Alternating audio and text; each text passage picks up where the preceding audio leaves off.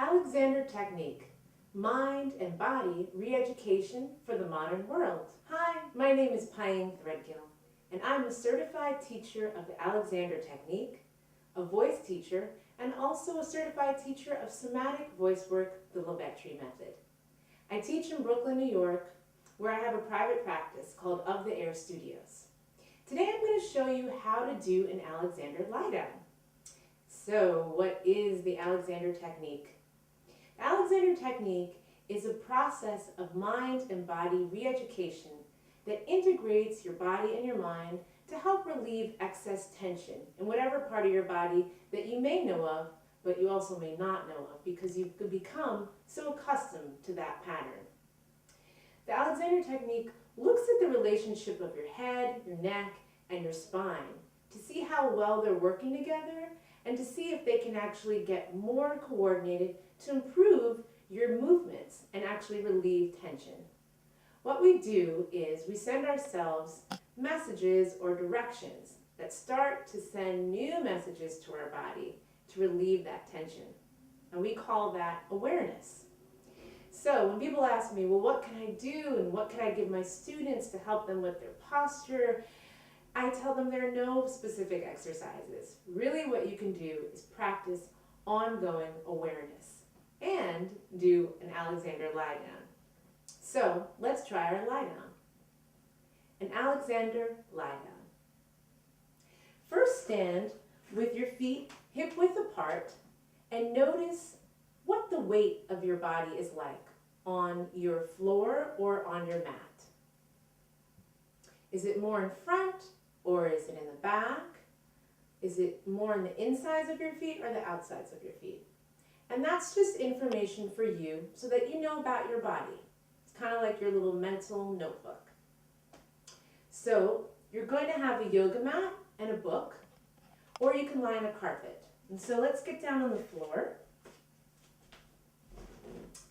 You can sit on one side, let your arm extend out, and then roll onto your back.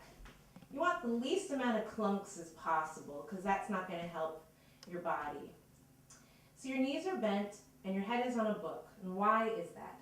That is actually to retain those natural curves in the spine which we want. Those curves are our shock absorbers. So when you're walking on concrete or if you're sitting at a computer all day long, sometimes we lose those curves or we over-exaggerate those curves. Doing a lie down helps us to decompress the spine. So you're just going to go through your body and notice what parts of your back are actually touching the floor. Maybe you're going to start always at the top of your head and just sort of noticing, all right, what does the weight of my head feel like? Is it light? Is it heavy? All right, and then you're going to continue down. Upper back. What parts of the shoulders are touching the floor? Maybe one side is more on the floor than the other. And all of us have our asymmetries, and that's actually normal. But it's good for us to know what they are. Then continuing down through the middle back, the lower back, the tailbone, all the way to the buttocks and to the feet, because those are all the parts of your body that are contacting the floor. Next, you're going to notice your breath. Is your breath long or is it short? Is it loud? Do you hear yourself inhaling and exhaling? Or is it quiet? And is it deep or is it shallow? You really want your breathing to be pretty quiet, and you also want it to be pretty relaxed. And if it's relaxed, it's going to feel pretty deep. So just poke around and find those lower ribs.